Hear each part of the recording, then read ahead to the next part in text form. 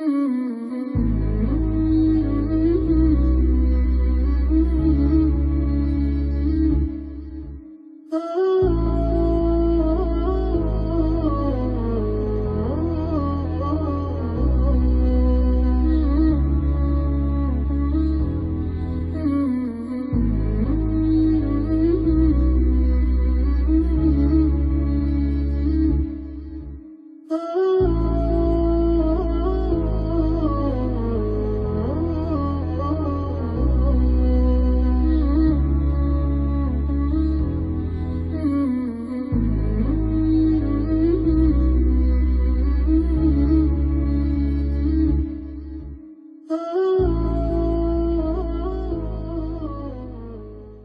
name is Mart Abinoa Solomon. Dati akong Christian. Nasa nung sa Christian ako, nagkaroon ako ng magandang pamilya. Nung mga panahon na kailangan kong mag-ibang bansa para sa aking pamilya, napunta ako rito sa bansang Kuwait. Dito sa bansang Kuwait, naranasan ko rin yung marangyang buhay. Hanggang sa dumating sa punto na nagkaroon ako ng problema sa pamilya na talagang sobrang bigat ng mga panahon na yon. At saka nung pag-uwi ko, dumating yung punto na sa sobrang bigat ng problema ko, hindi ko nakayanan. So sa madaling salita, parang nakagawa ko ng hindi maganda sa sarili ko. Ayun na yung aking pagkitil sa aking buhay. At ako'y bumalik dito sa bansang Kuwait para ayusin ko ang aking buhay. At ang pagbalik ko rito sa Kuwait, sa aking accommodation, ako'y umupo sa baba ng building at meron akong nakitang lalaki na namimigay ng flyers sa baba ng building namin. So habang ako'y tulala at iniisip ko kung anong solusyon sa aking problema, kinuha ko yun para aking basahin at doon ko na-realize lahat ng aking mga kasalanan sa aking sarili at sa aking pamilya. At aywan ko, nung matapos kong basahin yung flyers about sa Muslim, at aywan ko kung ano nagtulak sa akin at bitbit ko yung book na yon at dinala ko sa mosque. At doon ako'y naghanap ng isang tao na gusto ko maging balik Islam. Kaya yung mga panahon na yon, alhamdulillah, at nung ako'y nag-asyado sa mosque, at ako'y tinulungan ng mga kapatid kong Muslim, at doon ako nag-aral, doon ko na-realize lahat ng mga pagkakamali ko sa buhay. Nung ako'y yumakap sa Islam, doon lahat nagbago sa aking puso. Lahat ng pagkakamali sa ibaba ng mundo, sa aking pamilya, sa kasalanan na gawa ko. At binago ko ng Islam. Ngayon, alhamdulillah, at binigyan ako ng chance ng IPC para makapag-umrah. At ang aking company, pananalig sa Allah. At maraming salamat sa lahat ng mga sumuporta sa aking mga kapatid na Muslim dito sa bansang Kuwait, lalong-lalo na sa IPC. Siya naging daan para sa akin at saka sa company ko. Maraming salamat po. Nung ako'y naging Muslim at nalaman ng aking pamilya, tinanggap naman nila ako ng buong buo at nakita nila yung pagbabago ko. Kasi nga sa pagiging isang Muslim, lahat ng nakasira sa katawan ng tao ay naalis, at saka yung mga pamilya ko, inihikayat ko rin na magbalik Islam. Pinagduduwa ko yan kay Allah para magbalik Islam sila, malaman nila kung ano ng Islam, kung ano yung magandang religion para sa pagiging Islam. Napakaganda po pagiging isang Muslim. Bilang isang Muslim, very proud po ako sa aking pagiging Muslim. Gawa na naituwid po ang aking mga pagkakamali at nag-aaral pa ako ng guide. Ayun, tinuruan ako sa IPC, paano magbasa ng Quran, magsala, ng Surat al-Fatiha, lahat itinuro sa akin. paano magsala, maghudo, at binigyan ako ng chance pumunta ng Makkah dahil isa sa mga haligi ng Muslim ang pag-uumra, nakasuporta sa akin. Salamat. At sa araw-araw na ginawa ni Allah, gumanda po ang aking buhay at nagkaroon ng direksyon. Alhamdulillah. Nung ako'y nag-umra, nakarating ako sa Makkah at nakita ko ang tahanan ni Allah. Isa talagang ibang pakiramdam ng pagiging balik Islam. Talagang para kang newborn. Nung pagkatapos mo mag-umra, nakita ko doon yung Kaaba. At kami doon, nagduwa sa mga kapatid nating Muslim, sa lahat, sa pamilya. Kami ay nagduwa, bawat isa sa amin, doon sa holy place. Alhamdulillah, nagsuot kami ng kiram, yung white towel, at nagtawaf kami roon sa Makkah. At 7 beses yun, at 7 beses din kaming tumakbo doon sa Mano. Nagtawaf kami sa Kaaba ng 7 beses, tapos tumakbo kami sa Sapat Marwa. Alhamdulillah, magaan sa pakiramdam, at saka masaya na lahat ng feelings nandoon. Pagka nandun ka na sa holy place na yon, maganda yung feeling. Yung talagang mafe-feel mo na nandun ka sa tahanan ni Allah. At nung pagkatapos namin mag-umra sa loob ng 9 days, yung mga 9 days, pagtapos namin, alhamdulillah, nakabalik kami ng mapayapa. Pagdating naman ng Ramadan, excited yan, yung parating na yung Ramadan na yan. Gawa ng siyempre magpapasting ka kasi isa yan sa mga haligi ng pagiging Islam, yung Ramadan. So, sa una akala mo hindi mo kaya, na mahirap yung hindi ka kain ng alas 3 ng madaling araw, yung last na kain mo hanggang alas 6 ng hapon, pag-antay mo yung pag-adan, yung putor. So, sa una nahirapan ako sa pag-ano ng Ramadan kasi nga, siyempre, hindi tayo sanay na hindi inom ng tubig, walang pagkain. Talagang napakahirap sa una. Pero pag nasanay ka, parang wala lang. Pero pagka yung dating na Ramadan, nag-fasting ka, ang sarap sa pakiramdam. Yung parang nawala yung mga sakit mo pag nasanay ka. Tsaka maganda rin sa atin kasi parang diet na rin ba. Pero yun yung isa sa mga alhigi ng Islam, yung pag-aayuno namin tuwing Ramadan. Alhamdulillah at nakalagpas po ako dyan. At tuwing Ramadan, excited ang lahat ng mga kapatid ko Muslim para mag-ayuno po uli pagdating ng Ramadan. Alhamdulillah. Pagdating naman ng Tarawih sa gabi, napakasaya kasi lahat kayo pupunta sa mosque, pamilya mo, kasama mo, magtatarawih kayo.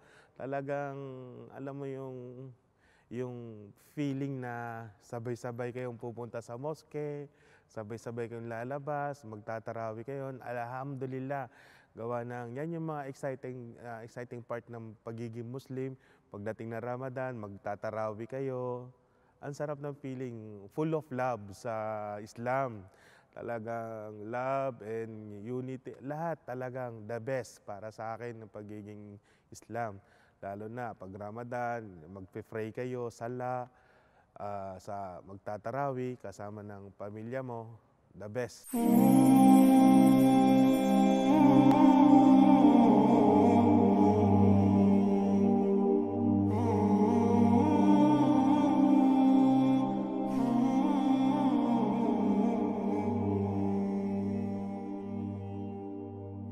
Bismillahirrahmanirrahim.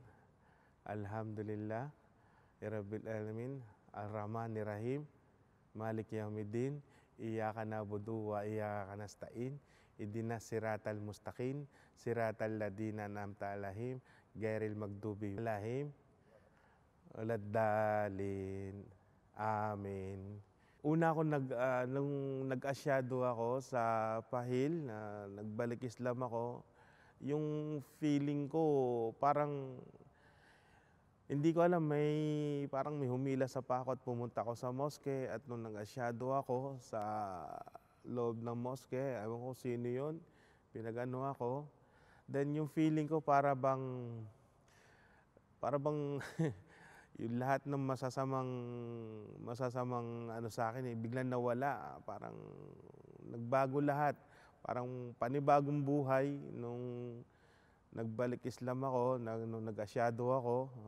Napakasarap ng feeling yung first day na nag-asyado ako, nung alam ko Muslim na ako. Iba na yung feeling ko.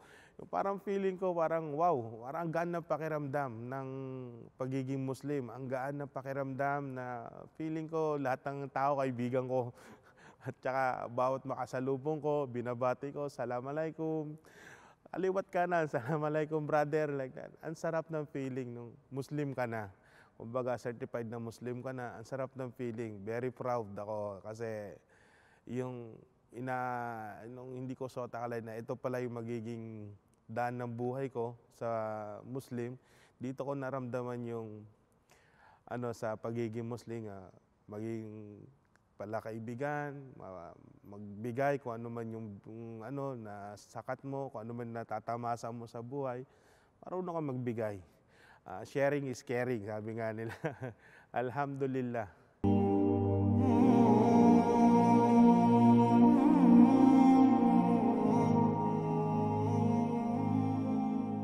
Sa akin po mga mahal sa buhay at sa aking mga kaibigan, kasama ko sa trabaho, mga kakilala ko, inihikayat ko po kayong magbalik Islam. Is maganda po rito at full of love po rito, love and peace and unity, and masarap po rito sa pagiging Islam. Maging malapit po tayo kay Allah, lahat naman po tayo is bigyan natin ng time para mag-ano kay Allah. Napakaganda po rito sa Islam at dito nyo po makikita yung tunay na religion na full of love. Yun lang po masasabi ko sa aking mga kaibigan. Thank you very much po. Assalamualaikum po sa aking mga kaibigan, mga kapatid kong Muslim at sa aking mahal sa buhay. At unang-una sa lahat, alhamdulillah. At ako ay nandito sa religion ng Islam. At inaano ko po kayo na mga kapatid kong mga kababayan ko, mag-ano po kayo bilang isang Muslim. Napakaganda po sa amin na Muslim at kung paano yung pagkakaisa at pagmamahalan namin bilang isang Muslim. Kami po ay nagtutulungan. Kahit hindi po Muslim, tinutulungan po namin. Ang ano lang po ng Muslim is makatulong po sa maraming tao. Buong mundo po, wala po kami pinipili na isang Muslim ka o ano ka man, ay tinutulungan po namin. Full of love po rito sa Muslim at wala po kaming mahirap ka man o mayaman. Kami po ay handang tumulong sa Muslim at alhamdulillah. At dito po sa bansang Kuwait, dito po ako naging Muslim at nagpapasalamat po ako rito kasi dito na bago buhay ko. Dito ko rin nakita yung pamilya ko, pangalawa kong pamilya dito sa Kuwait at saka sa mga na biyayang binigay sa akin ni Allah. Alhamdulillah at naging yung buhay ko ba bilang isang Muslim. At maraming sumuporta sa akin. Unang-una, ang IPC, siya naging daan. Kaya sa akin po, kung gusto niyo po magbalik Islam, wala pong problema dyan. Anytime po, punta lang po kayo sa mosque, magtanong kayo dyan, pumasok kayo sa mosque, sabihin nyo lang, gusto niyo mag-Muslim. Marami pong tutulong sa inyo at saka sa mga naman po, sa mga gusto pang magbalik Islam, mag-ano muna kayo kung dapat po yung bukal sa damdamin nyo, yung hindi yung sa bunganga lang gusto mo mag-Muslim, hindi po, kailangan po sa puso ang pagiging Muslim, hindi lang po sa salita. Kailangan yung puso mo, ang anuhin mo, hindi yung mag-Muslim ka kasi gusto mo, hindi po ganun kadali ang pagiging Muslim. Kailangan mo po yakapin mo ng buong buo, hindi yung, ay tara, mag-ano tayo doon, hindi po ganun. Kailangan yung sa puso mo, ang pagiging Muslim, mahalin mo. Kasi yan ang pagyakap sa Islam po. Nagpapasalamat po ako sa bansang Kuwait. Dito po nabago buhay ko, dito po nagsimula ang lahat. Almost 18 years po ako nandito sa Kuwait. Dumating ako rito isa 2006 or 7, ganyan taon. Hanggang ngayon po, dito pa rin ako sa Kuwait. Alhamdulillah, at wala akong naging problema rito. Gumanda po ang buhay ko rito. Napag-aaral ko yung mga anak ko, nasusustentuhan ko yung pangangailangan nila. At ang isa na lang ang wish ko, pag-uwi ko sa Pilipinas, gusto ko silang yumakap sa Islam. Kaya alhamdulillah sa Kuwait. At naging maganda po ang buhay ko hanggang ngayon. Ang company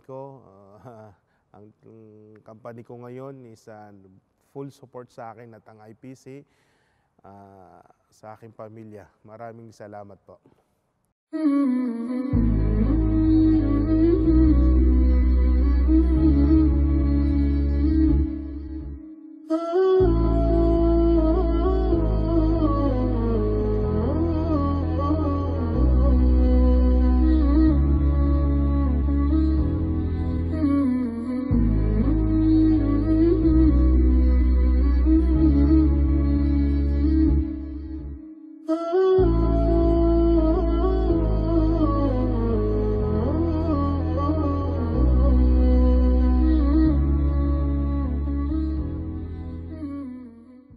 எல்லா புகழும் இறைவனுக்கு. எனக்கு இஸ்லாத்தில் அதிகமாக பல நன்மைகளை வழிகாட்டி சொன்னது எனது தாய் தந்தை ஃபஸ்ட்டு. இது நோன்பு இருக்க சொல்லி இப்படி தொழுவணும், பள்ளியில் போய் பாரு அப்படின்னு சொன்னது எனது தாய் தந்தை தான். அதுக்கப்புறம் எனதுடைய அசரப்பள்ளி அண்ணா அப்படின்னு சொல்கிற அவங்க தாய் தந்தை இப்படி பள்ளியில் மண்டி போட்டு 2 ரக்காத்து ஏண்டி இப்படி வேண்டும் தொழுகணும் அப்படின்னு சொன்னாங்க. அப்போ எனக்கு அது சாதாரணமாக அதை ஒரு இதாக லேசாக நினச்சேன். அதுக்கப்புறம் என்ன பண்ண, என் தாய் தந்தை அதிகமாக அதை கம்பல் பண்ணாங்க. நீ அவனை வணங்கு, உனக்கு வேண்டியதை கொடுப்பான்னாங்க. வணங்கினான், அல்லா மேலே சத்தியம். அதுக்கப்புறம் எனக்கு ஒரு கார் ஒன்று விலைக்கு வாங்கி கொடுத்தாங்க. அது ஃபேமிலி பிரச்சனைலாம் எடுத்துகிட்டு போயிட்டாங்க. இருந்தாலும் என்னுடைய தாய் தந்தை ஃபஸ்ட்டு இது. அடுத்தது நிறைய நண்பர்கள் அங்கே சொல்லி கொடுத்தது. குவைத்துக்கு வந்ததுக்கப்புறம் எனக்கு ரொம்ப அதிகப்படியாக எனக்கு களிமா சொல்லி கொடுத்து தொழுவது, ஒது எடுக்கிறது எப்படி என்னங்கிறது எல்லாமே சொல்லப்போனால் இந்தியன் எம்பைஸ் அல்சாரதி, திருச்சி ஹோட்டல் மதிப்பிற்குரிய அலிகனி அவர்கள், அதுக்கப்புறம் எனது நண்பர் ராம்நாடு சையது சாதிக்கு, கமால் சாதிக்கும்பாங்க. பாக்கி நிறைய நண்பர்கள், பாக்கி எல்லோரும் எனது நண்பர்களில் ரொம்ப முக்கியத்துவமாக உள்ள ஒரு இதில் என்னுடைய சந்தேகங்கள் எதுவாக இருந்தாலும் இஸ்லாத்தை பொறுத்தவரை இல்லை, நம்மளுடைய இதில் என்ன அல்லாவுடைய நேர் வழியில் என்ன இது சந்தேகங்கள் ஏதாவது எனக்கு மனசுக்கு ஒரு இதாக இருந்துச்சுன்னா எனது தாய் தந்தை இல்லை. அவங்க சொல்லுவாங்க, பள்ளிவாசலில் போய் இமாம் இருப்பாங்க, இமாம்கிட்ட கேளு அப்படின்பாங்க. இல்லை இங்கே குவைத்தில் தானே இருக்கேன், குவைத்தில் யாராவது ஒரு குவைத்திக்கிட்ட கேளுன்னு. குவைத்துக்கு எப்படி தமிழ் தெரியும், அதனால் நான் அரபியில் போய் பேசணும் அப்படின்னு. அரபி கற்றுக்க தெரியாது. அப்போ அதை அப்பா அம்மா மவுத்தாகிறதுக்கு முன்னாடி தாய் தந்தை இருக்கும்போது அரபி தெரியாது, கற்றுக்க தெரியாத பள்ளிவாசலுக்கு போ, மசூதிக்கு போ, அல்லாட்ட கேளு, அரபி வேணும், தெரியணும், கற்றுக்க. அதுமாதிரி என்னோடய சந்தேகத்துக்கு என்னுடைய இதுக்கு ஏதாவது கேட்கணும் அப்படின்னா அலிகன் என்ன, ராம்நாடு கமல் சாதி, அல்சாரதி, இவங்கள தான் நான் அதிகமாக எல்லாரையும் லவ் பண்ணுவாங்க. நான் எவ்வளோ விரோதமாக நினச்சி ஒரு அன்பாக பாசத்தில் கோபத்தில் பேசினா கூட இன்றைக்கி வரையும் ஒரு அதிகமாக எல்லோரும் மனைவி குழந்தைங்களை அவங்கெல்லாம் லவ் பண்ணுவாங்க. எனக்கு யாரும் இல்லாத ஒரே இது என் ரப்பு மட்டும்தான். எனக்கு நண்பர்கள்னு அதிகமாக சொல்லி நான் விரும்பணுன்னு ஆசைப்பட்டேன்னா இவங்க 3 பேரையும் தான் நான் அதிகமாக, அல் ரசதி, கமால் சையது, அலிகனி, இவங்கள்ட்ட ஏதாவது கேட்பேன். அவர் அலிகனி என்ன சொல்லுவார், நீ ஏதாவதுன்னா அங்கே போ அப்படிம்பார். நான் எங்கே போகிறது, அவங்க ஃபோனே எடுக்க மாட்டாங்கிறாங்க, கொஞ்சம் வெயிட் பண்ணுன்னா அவங்க பிஸியாக உள்ளவங்க அப்படிம்பாங்க. யார், அல் ரசதி. நான் எங்கே போகிறது, அங்கே கோபமாக பேச முடியாது, இங்கே கோபமாக பேசுனா இங்கே என்ன பண்ணுறது. அதேமாரி எனக்கு எல்லா ஒரு துணையாகவும் ஒவ்வொன்றுத்துக்கும் ஒரு இதுக்கும் காசு பணம் இன்றைக்கி என்கிட்ட இருக்கும் ஒன்றுகிட்ட இருக்கும் அதெல்லாம் இல்லை. இன்னது தான்ப்பா இப்படிப்பா அப்படின்னு சொல்லி விளக்கம் சொன்னது அல்ராசதி, இந்தியன் எம்பேசர் அல்ராசதி அவர்களை நான் என்றைக்குமே வாழ்க்கையில் மறக்க மாட்டேன். அலிகனி அவர்களையும் நான் மறக்க மாட்டேன். என்னுடைய நண்பர் எவ்வளோ கோபமாக பேசினாலும் கமால் சையதை என்றைக்குமே நான் ராம்நாடு அவர்களை நான் என்றைக்குமே மறக்க மாட்டேன். ஆனால் 3 பேர்கிட்டையும் நான் வாக்குவாதம்லாம் நிறைய பண்ணியிருக்கேன். ஆனால் எந்த இதுலேயும் விட்டு கொடுத்துக்க மாட்டேன். எனக்கு எந்த ஒரு இதுலேயும் அப்படி ஒரு இது பண்ணாங்க. எனக்கு அதை விட இன்னும் ரொம்ப இதுன்னா அதிக கோட்பாடு அதிக இதாக ரொம்ப விரும்பியது அம்மா அப்பா தாய் தந்தை. எல்லாத்த விட நமக்கு கெட்ட வழி வேண்டில்லை, நேர் வழி. யாராவது ஒரு தவறு பண்ணிட்டா கூட இல்லை நானே ஒரு எறும்பு அடிக்கணுன்னா கூட முன்னெல்லாம் எனக்கு சில சமயத்தில் கோபமாக பேசுவோம். இப்போ அந்த கோவங்கிறது தூக்கி எறிஞ்சிட்டான். அல்ல கோவங்கிறதே இல்லை. ஒரு சைத்தான் வருதுன்னா கூட அப்படியே அவனை நினச்சேன்னா அந்த சைத்தான் என்கிட்ட இல்லை. இது அல்லா மேலே சத்தியம். ஒரு கெட்டது நடக்குது, கெட்டது இவங்க பில்லி சூனியம் செய்வனங்கிறாங்க, அதெல்லாம் ஒன்றுமே கிடையாது. அவன் மேலே நம்பிக்கை வச்சுக்க, அல்லாவை நம்பிக்கை. பில்லி சூனியம் செய்வனா அது இது எதுவுமே கிடையாது. என்னுடைய ஃபேமிலியில் அதிகமாக பில்லி சூனியத்தை தான் செஞ்சுருக்காங்க. யாரும் எந்த இதுவும் இல்லை. என்னுடைய தாய் தந்தை இது. அல்லாவை மட்டும் நம்பு, எந்த பில்லி சூனியத்தையும் நம்பாத, சைத்தானை நம்பாத, அல்லாவை மட்டும் நம்பு அப்படின்னு. என்னுடைய ஃபேமிலியில் அண்ணன் தம்பி, என்னுடைய ஒய்ஃப், எனக்கு 2 குழந்தைங்க. அவங்கெல்லாம் தாய் தந்தைக்கு சாப்பாடு போட முடியாது அப்படின்னு சொல்லிட்டு ரொம்ப கொடுமைப்படுத்தி சைத்தான் வேலை பார்த்தாங்க. வேண்டியில்லைன்னு சொல்லி டைவர்ஸ் கேட்டாங்க. கோர்ட்டில் போலீஸ் ஸ்டேஷன் போய் கோர்ட்டு போலீஸ் ஸ்டேஷன் அதையெல்லாம் கேன்சல் கேட்டாங்க. ஓகே கலாஸ், உன்னதுக்கு என்னதுன்னு நினைக்காத, உன்னது என்னன்னு கேட்காத. ஃபேமிலி இதெல்லாம் எதுவுமே கிடையாது. அவன் நாடினால் உண்டு. எங்கள் அப்பா அம்மாவுக்கு சோறு இல்லை, வெறும் இந்தியாவோட காசு 60 ரூபீஸ் 60 ரூபா வச்சுருந்தேன். எங்கள் அப்பா அம்மாவுக்கு சாப்பாடு காசு, செதிலியா மெடிக்கல் வாங்கிறதுக்கு காசு இல்லை. அன்னைக்கு மண்டி போட்டு 2 ரெக்கார்ட் எல்லாம் மவுத்தாக்கிடு, சாப்பாட்டுக்கு வழி இல்லை. உமர் சாதா மாமா பாபா அம்மா அப்பா அவங்கள கொண்டுடு இல்லைன்னா வேறு வழி என்கிட்ட காசு இல்லைன்னா அல்லா வேலை சத்தியமாக சொல்கிறேன், அல்லா எனக்கு வழி காமிச்சான். நம்பினவனுக்கு அல்லா இருக்கான். இது அல்லா மேலே சத்தியம். மனுஷால் மேலே சத்தியம்லாம் வேண்டியில்லை. யாருமே ஒரு இது கிடையாது. அவன் நாடினால் எனக்கு ஒரு வேளை சாப்பாடு, ஒரு ட்ரெஸ்ஸு உண்டு. எங்கள் அப்பா அம்மாவுக்கு எனக்கு இன்னைய வரையும் எந்த ஃபேமிலி எந்த சொந்த பந்தமும் இல்லை.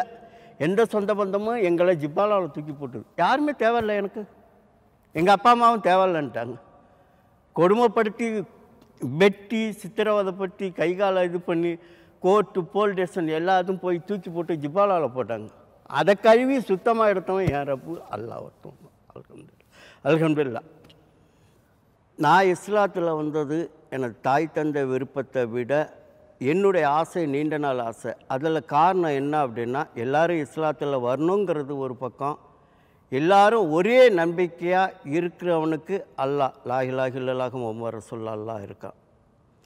நம்புகிறவங்க எல்லாருமே ஒரு நல்ல விதமாக நம்ம மனசு சுத்தமாக நேர்மையாக நினச்சி அல்லாவை நினச்சி வாழ்ந்தோன்னா அவன் நமக்கு எப்போதுமே பக்கத்துணையாக என்றைக்குமே. அதாவது எப்படின்னா, நமக்கு முன்னோர்கள் உள்ளவர்கள் நீ அல்லாஹ் வணங்கினீன்னா அல்லாஹ் உனக்கு பக்கத்தில் இருக்கான்னு சொல்லிடுங்க. அதாவது உன் பொறடிக்கும் பக்கத்தில் இருக்கார்.